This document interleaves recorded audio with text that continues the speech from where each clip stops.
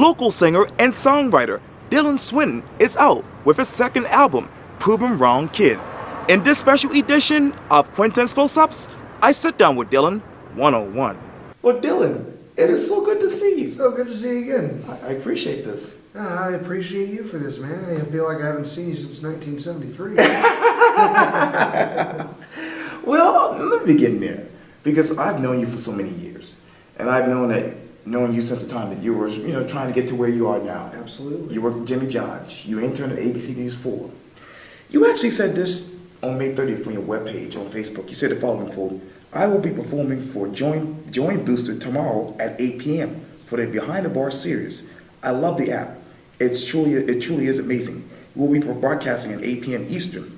I'll play songs and take questions, even though nobody in their right mind would want to ask me a question." What question would you ask yourself right now, knowing that what you've been doing, Jimmy Johns, ABC News 4 to now? I would probably ask myself, was it all worth it to go through all of that to get to where you are right now? I would absolutely say yes, it was worth it, because being able to fight through all of that to get to where I am today, based on a dream and passion, which is the two greatest fuels for anybody to accomplish anything. It's just, I would say yes. This is absolutely worth it to be where I am right now, to just release a second record, and it's just incredible. Speaking of incredible, let me take you back to May 27th. You said the following on Facebook, quote: "I want to thank everyone who came out to the release show last night. King Tide and Go Jenny Go gave killer performance. We sold some CDs. Some good friends came out. I believe it was a great success. Thank you, everyone. Download or pick up, quote, Proven Wrong Kid on all major online music stores and physical CDs at Monster Music and Movies, Shem Creek Music, The Venture Countdown, and Coastal Coffee Roasters." I'm proud of you, man. Thank you, man. I'm proud of you. Thank you so much. And take me back to that, because I want to talk to you more about Proven Wrong Kid, because you talk about your struggles. What do you want to prove to people right now? Well, I want to prove that it is possible to follow your dreams, because throughout most of my life, even through family members, I've been told that I've been dreaming an impossible dream, that you're not going to be a famous rock star. And I kind of knew that in a way. I knew that I wasn't going to be successful doing what I love, and just being able to do it would just make me happy. And then when I came down here to Charleston after graduating high school in Delaware, right, I took a look at the music scene down here. I saw all the people involved and what they were doing, and watching them, I knew it was absolutely possible to be a successful musician in your own right in this local scene and do what you love for a living. It may not be the greatest or highest, it may not be on high stages, but starting out, it's a great feeling of comfortability, being able to do what you love still, even for a bunch of your peers and everybody locally. It is impossible. It's just all about how much are you willing to work for it. And I've asked myself that many times, and I wouldn't even be here today if it wasn't even possible for that drive. Let me take you to this article from extrachill.com. The headline reads, "Dylan Swinson releases new EP, Proven Wrong Kid." Dylan Swinson is a local singer-songwriter who just released his new EP, Proven Wrong Kid. Dylan grew up in Somerville and started playing guitar at the young age of 10. What would you tell your 10-year-old self right now? I would probably tell myself, hey man, you may hate it now, but if you just keep plugging those strings, you'll actually get somewhere.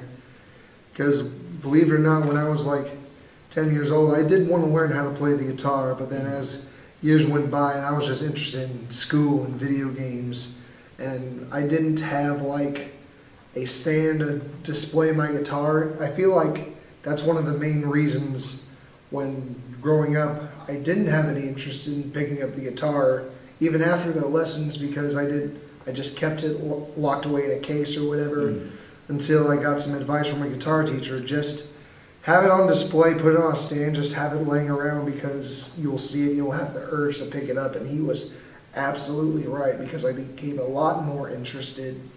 And that's what I would tell myself 15 years earlier. Just keep plugging it away, you'll actually make something out of it. Yeah. And the article went on to say this, quote, his father served in the Air Force, and that prompted the family's 2005 move to Delaware when Dylan attended high school and started writing lyrics. By his junior year, he was recording demos, and upon graduating in 2011, he came back to Charleston to pursue an education at the Art Institute of Charleston. When you look back to then to right now, what is the biggest thing that sticks out in your mind? Looking back then to right now, I would say like the only thing I regret is back then learning how to manage my money more. Okay. Because when I was attending the Art Institute, I would get like a quarterly stipend for like supplies and stuff because I was on my dad's GI Bill at the time, and I, instead of just like investing in it wisely, like music equipment and all that jazz, like even recording, I would just blow it all away on the stupidest stuff. That's probably one of my most recent regrets that I have, is just learning to spend my money back then wisely. Mm. But I feel like there was a time for when all this came to be. There was a specific time for me to be able to do this. I feel like if I had the easy way back then, I probably wouldn't have time to learn through the struggle to get to where I am right now. So I'm somewhat grateful for that, to just be able to go through the struggle and still going through the struggle, because we're still trying to go out there and promote ourselves. Right. We're still looking for ways to expand. We're still looking for ways to move outside of your hometown. Mm. Well, I know that I was just reading this too, that you actually had one of your songs played on a radio station in Winterplock, Florida. And I was wondering, is it better for you, I don't know, is it good for you to stay here in Charleston and still be known nationally through the iTunes and whatnot? Well, it is. It's I'd say it's good to know that you're being heard outside of your hometown. Yes. But unless you're willing to travel outside of your hometown and actually go play other places, like, for example, Atlanta, Savannah, Columbia, then you might as well just be a local artist forever. You have to make an effort to go out and just play places that you're not familiar with, meet new people, meet new scenes. That's the only way you can expand. It's best also to just meet new bands, explore the scene, and just play, just wherever you can get a gig. Yeah. And that's how you do it. Mm. You talk about meeting new people and new bands and going to new scenes. When you meet those new people and you interact with those new bands, what are they saying about Dylan Swinson? What are they saying about me? Well, what an egotistical piece of crap. No, so far I haven't heard any bad things about myself by other people, and if they talk about it behind my back, then that's cool with me. But there's a lot of people in the scene, musicians, that I'm absolutely very good friends with. I'm good friends with other musicians in Columbia and Atlanta, and it's good to know that I have connections over there if I want to go out and play. But each scene is different. Each scene has like musicians from different genres and different varieties. No scene is the same. That's why I learned, like, even though the majority of the Charleston music scene is like bluegrass, southern rock, and country, we still have like people from pop to folk, and punk rock and alternative rock, electro rock. It's what keeps keeps each scene striving, like different varieties, make sure there's something for everybody. I feel like that's what is making scenes like Charleston so great. Mm.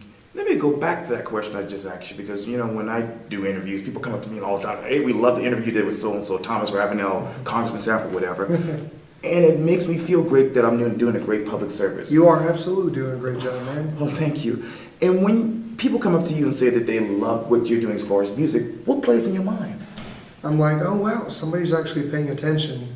It's like, I mean, when somebody tells me that they love my music, it's just like, I'm not, even now how many times people tell me that, which isn't that much, I still get this feeling of, I'm not really used to it that much because I'm used to, like, my friends hearing this, but then when strangers come up Yes. and I'm like, oh my God, wow, this is incredible, it's something else. It's just like boosts my ego up, not to Kanye West level, but a good, healthy amount. And it's definitely one of the things that a musician really does appreciate, that he or she is being heard, and not just by people that they know, but people that they don't know. It's very, very rewarding. Yeah, yes indeed. You know, I've known you for a long, long time. Yeah, just walking back On the market. Market Street Deli. Right. Qology now. Oh, nice. Yes, great place. Absolutely, man. And obviously, you are a songwriter and a singer. Write the headline for me. Dylan Swinson will do what next? He'll probably be recording his new record sometime in October. Yep, I've already got a new record written and ready to go. It's all a matter of just playing around town, playing sometime outside of town, just saving up to start working on the next record. And I'm just trying to figure things out on when the right time that is, without having to worry completely about funding, but just do it on my own time. Well, Dylan Swinson, thank you so much for your time. I really appreciate this. I appreciate you, Quintin. Thank you so much, man. Anytime. Great to see you. Likewise.